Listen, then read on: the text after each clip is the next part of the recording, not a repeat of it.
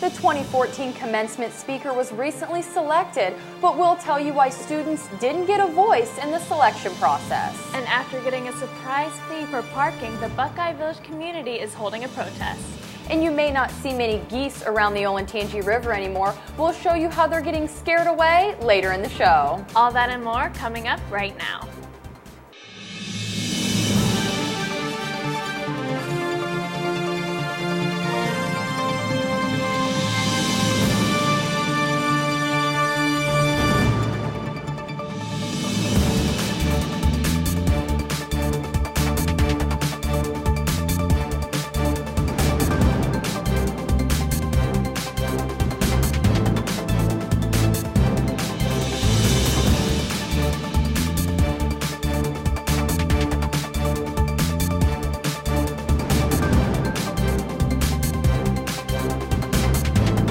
I'm Alexandria Chapin. And I'm Alice Buckeye. You're watching Buckeye News Now.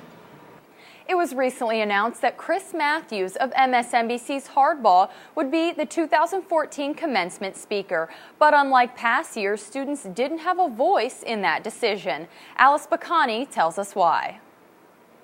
This May, the 2014 graduating class will gather here at the SHU for commencement, but changes in the university caused the commencement speaker selection process to be streamlined with less people and no student voice.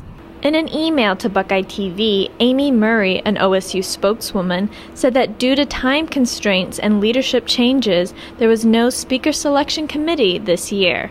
USG Vice President Josh Ahart said that a USG member is usually on the committee to represent students, but the member wasn't included in the search process this year. That member did not receive any notification on whether they would, when the meetings were. They didn't get any notification about that. They didn't get any word, I guess, from the committee at all. And so the biggest problem with that is that students' input was not considered, at least from the USG perspective. And so that's something that I would say I'm disappointed with. With President Barack Obama as the 2013 commencement speaker, and this year's speaker, the host of MSNBC's political show, Hardball with Chris Matthews, Ahart said he has heard from students that they were looking for a commencement speaker without a political edge. To be honest, we've heard a lot of students say that they've been underwhelmed with the decision. I think Chris Matthews personally is a good person, and but going from President Obama last year to Chris Matthews, which seems, and from the input that we've heard, two very political people. They were looking for something a little bit different this year. Other students said it would be hard for any speaker to follow up the President of the United States. I was kind of disappointed at first when I heard it was Chris Matthews because I'm not really into hardball, but I'm okay with it. Maybe someone. I mean, it's hard to follow up Obama, so that was my major disappointment. But reporting for Buckeye TV, I'm Alice Buckeye. Last week, we brought you an exclusive sit-down interview with the recently elected USG president and vice president. This week, they were sworn into office at the USG General Assembly meeting. By winning 40.4% of the vote, Celia Wright and Leah LaCour became the first pair of women elected as USG president and vice president. So our doors will always be open. We will be making every effort to obtain ideas, feedback, and criticism of all the Ohio State students here at this university. We're all going to work together really hard on affordability and safety and mental wellness, and I'm really excited to employ our concrete plans to actually make those things happen. Students in the family off-campus housing are petitioning to park, and without charge. Alexandria Chapin has the latest from the protest and whose desk the petition ended up on. The residents of Buckeye Village recently found out they'll have to pay to park where it was previously free. They're protesting this change and taking their petition to interim president Joseph Alluto.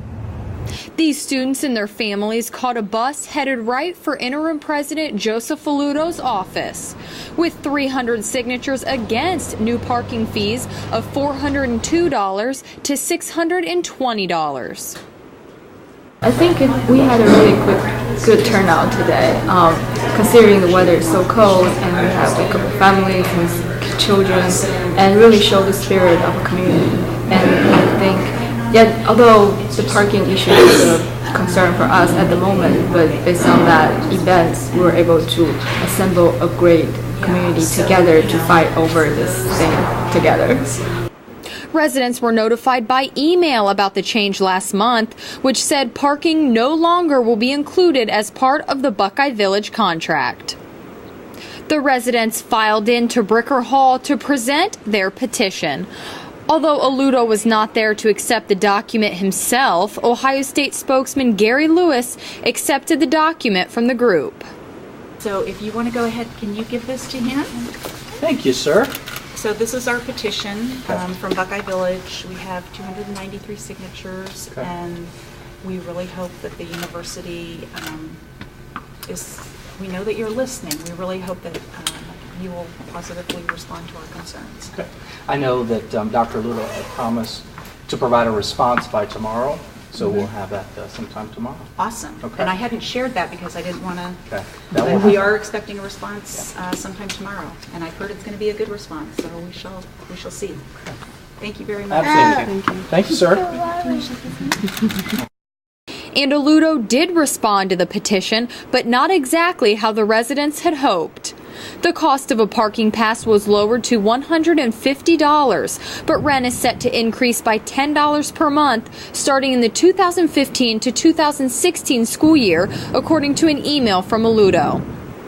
Reporting for Buckeye TV, I'm Alexandria Chapin.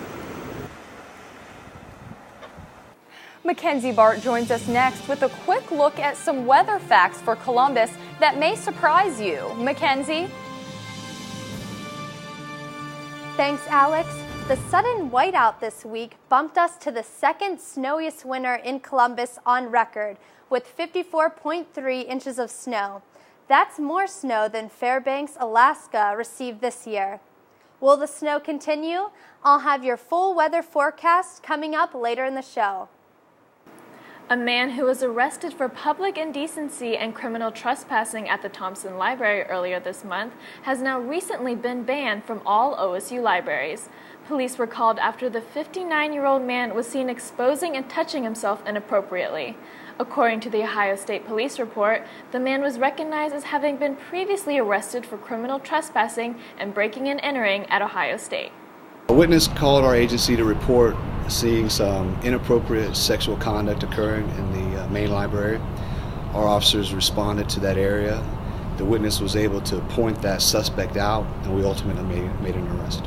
One safety tip that this incident highlights to me is to report suspicious activity. If you see something that you think is suspicious, inappropriate, or criminal occurring, and you're witnessing it, report it to our police department. 2 medical center employees have been fired after a follow-up investigation involving the acceptance of free meals, according to the Columbus Dispatch. It was found that Sean Brown, a network architect, accepted $4,901 in meals over 3 years from Matt Daughtry, who later began to work at the medical center as a network engineer in early 2012. Daughtry was fired along with Samuel Stevens, a senior systems consultant who accepted a meal from Daughtry. Brown resigned from his position. Buckeye fans will have more access to the shoe as the Ohio State Department of Athletics is looking to increase the availability of the Ohio Stadium tours. Currently, tours are given only within a 2-week in advance reservation and can be paid for via checks. Rising interest from Buckeye fans have led the department to work on providing an option to pay for and schedule a tour online with shorter notice. The main stops on the tour, including the game field, press box, and band room, are going to remain the same. But one change is the option to pay per person. The minimum payment right now is $100, whether that's 2 people or 10 people. It's $100 is the minimum payment. But if you only had 3 people and you wanted to go on the tour, ideally we would be able to only accept payment for $10 per person, $30, for example. So that would be an additional change. When we come back, we have an update on the University Mumps case as it starts to spread off campus. Plus, we'll show you how and why the university is trying to keep geese off the Olentangy River. Don't go away. Welcome back. We're bringing you another update on the number of mumps cases as it continues to grow and has now reached beyond the Ohio State campus. On Monday, March 24th, it was reported by Columbus health officials that there are at least 69 mump cases reported in Franklin County. 52 of these cases have been linked to the university. Health officials are encouraging those with a high risk of mumps to get vaccinated. The 19th annual Denman Undergraduate Research Forum was held at the RPAC this week. About 600 undergraduate students presented their research projects to compete for different cash prizes. Students presented in 11 different categories, and winners are selected in each category. This is a really exciting time for us because it includes all fields at Ohio State. It's like a cross-section of all the research and creative activities at Ohio State. We give out more than 50 awards, and it's the top 12% get awards. It adds up to about $20,000 in cash, and we also recognize with honorable mention the top 25% of these more than 600 students. March marks National Nutrition Month, and a recently formed group on campus is working to make Ohio State the healthiest campus. The group was originally formed to work with the university on the tobacco-free initiative, and now they're helping other students become healthier through the 9 dimensions of health, which focuses on both physical and mental health. Well, our main goal is to help Ohio State become the healthiest campus on the globe. And right now we're doing that through promoting the 9 dimensions of wellness, which was recently adopted by Ohio State. So for the 9 dimensions of wellness, these are the 9 areas we think it takes to be a truly healthy human being. So we try to do a little bit to focus on each one. And since we are a new startup organization, we're looking to get involved with any other organizations. The geese along the Olentangy River are being evicted. OSU and the city of Columbus are teaming up with the Department of Agriculture to use unique methods to make these geese flock elsewhere. Logan Hickman has more on what's in store for this gaggle of geese. Although they may look innocent, the grazing geese along the Olentangy River are guilty of showing up to a banquet they weren't invited to. We're not in the business of providing handouts for the geese, so what we would like to do is to encourage them to move elsewhere. The removal of the geese is the next phase in the $6.9 million Olentangy River Restoration Project, aimed at improving the river's natural flow and ecosystem. Basically what we want to do now is reestablish native plant life, grasses, trees, shrubs. We need plant life to be established for erosion prevention and stormwater filtration and control. To keep plants off the menu, the City of Columbus and Ohio State are teaming up with the U.S. Department of Agriculture to scare away the birds. These two tools right here will be the lasers that we'll be using. This one here will project a small green beam, and this one here a red beam. It's harmless to the birds and humans, direct eye contact you want to avoid, but very effective for harassing the geese during the low light hours. Before sunrise or right there after sunset or leading up to that. In addition to using lasers, Jeff and his team have already set up mylar tape to keep the birds out of popular feeding areas. They will even begin to use pyrotechnics and noisemakers following the approval of the fire marshal. What you're going to hear and see is intermittent loud noises, similar to a firecracker or the backfire of a car, or a shrill whistling sound from these explosive pest control devices. One local man says there's another way to get rid of the geese in the area in addition to using pyrotechnics and lasers. Well, I have one of my border collies, Ben, and he specializes in harassing geese. Border collies mimic Arctic foxes, which are the primal biological predator of the Canadian goose. So, rather than keep him cooped up on my days off, we go goosing. And we've been pretty successful for the last few years. Whether it's by use of noisemakers, lasers, or even Ben, goose removal efforts are expected to last until December, weather permitting. For Buckeye TV, I'm Logan Hickman. This week is the 36th anniversary for the annual African American Heritage Festival on campus.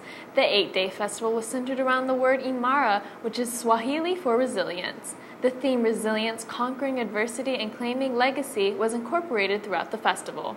The events range from a gospel festival to a poetry slam to a health fair. This week has been amazing. Every single event has been awesome. The students have been enjoying it every event, so it's just been great. It's just been amazing. Our Buckeye TV meteorologist Mackenzie Bart joins us now with your 5-day weather forecast. Students were shocked with a white campus this week. Mackenzie, what can we expect in the coming days? Thanks, Alex. We saw snow and plenty of rain this week, but it looks like the rain's finally coming to a halt, especially for today.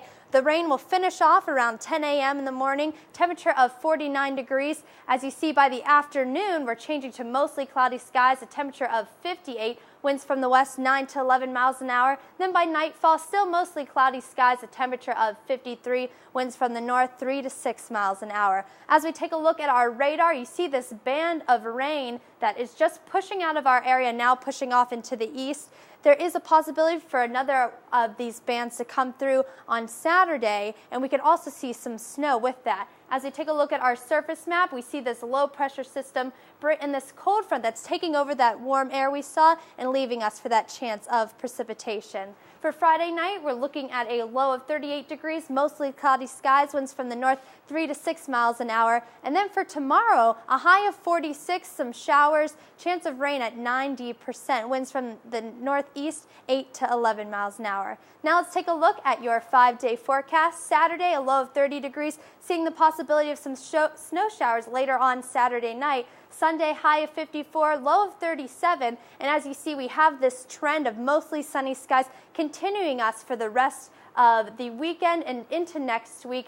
Temperatures are going to feel more like spring. As you see, we hit 64 on Monday and a low of 42. Temperatures starting to drift off some by Tuesday, but then back up to 57 on Wednesday and a low of 37.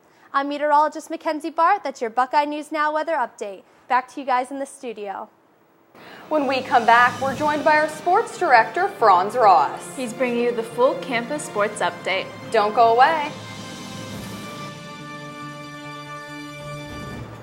Welcome back. We're now joined by our sports director, Franz Ross. Thanks for joining us, Franz. Thanks, Alice. Alex, as basketball season has come to an end, it's time to look forward to spring sports. In our weekly sports report, Jordan Elwood looks at the start of baseball and lacrosse season, and also how a couple of Buckeyes brought home national championships on the wrestling mats. A new Ohio State record has been set by Buckeye wrestler Logan Stieber.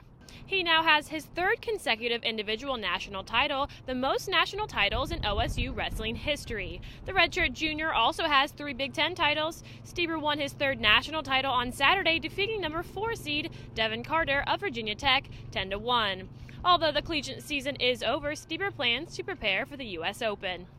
Despite spring's slow coming, Buckeye baseball is in full swing. The Buckeyes won the weekend series against Michigan State, losing the first game 7-6, but the Buckeyes were able to fight the cold weather the next 2 games, winning 6-2 and 1-0. Freshman pitcher Tanner Tolley started the Sunday game, throwing 7 scoreless innings, bringing him to 3-0 on the season with a .96 ERA. Ohio State was set to play Marshall on Tuesday, but the game was rescheduled for the following night due to poor weather conditions. The Buckeyes shut down the Thundering Herd 4-0, improving their season to 16-7. The Buckeyes will host Indiana this weekend. The men's lacrosse team picked up a win in the ECAC opener, defeating Bellarmine last weekend 10-7. The Buckeyes are playing without significant team members, junior midfielder Jesse King and senior goaltender Greg Dutton. But that didn't seem to overcome the Buckeyes, as 7 players scored at least 1 goal. Junior midfielder David Planning started the scoring for the Buckeyes, but they were led by sophomore attack Carter Brown, who had a hat trick and 2 assists. The Buckeyes couldn't keep the momentum going in the snowy matchup against number 7 Notre Dame, falling 13-7. The Buckeyes take on Jacksonville this weekend at home. The number 18 women's lacrosse team, so far 7-4 overall on the season, took down Oregon this week 13-9 thanks to help from senior attack Katie Chase. Chase had a career-high 7 goals. The Buckeyes host William & Mary this weekend. The number 2 Ohio State men's tennis team has tied the NCAA record for consecutive home wins after defeating Michigan 6-1. The Buckeyes share the record with Stanford's women's tennis team at 184 consecutive victories. Ohio State has a chance to set the all-time record this weekend as they face Northwestern at the Varsity Tennis Center. For all your winter and spring sports news, make sure to like Buckeye TV on Facebook and follow us on Twitter. Reporting for Buckeye TV, I'm Jordan Elwood. If you want to find the fastest people at Ohio Stadium, the best place to look is most likely either on the field or on the sidelines. However, that's not always the case, and that's why Urban Meyer is giving fans a chance to see if they're faster than some of their favorite Buckeyes at this year's spring game. Students will be tested on their speed on Wednesday, and on the semifinals be on April 5th at the Student Appreciation Day. Coach Meyer sat down with Buckeye TV and the Lantern to discuss one of Ohio State's newest traditions in Student Appreciation Day. So we wanted to add something, and this year wanted to, I've done this one at a time where you have I want to see a couple students race our players in front of 80,000 people in a spring game, so we added a fastest student contest. You honestly think the regular student can beat, a Devin Smith or I hope not. Wilson? I hope they can. If they can, I'm going to recruit them and get them on our teams. That's all we have for you this week on Buckeye News Now. Remember to like us on Facebook and follow us on Twitter. Thanks for watching.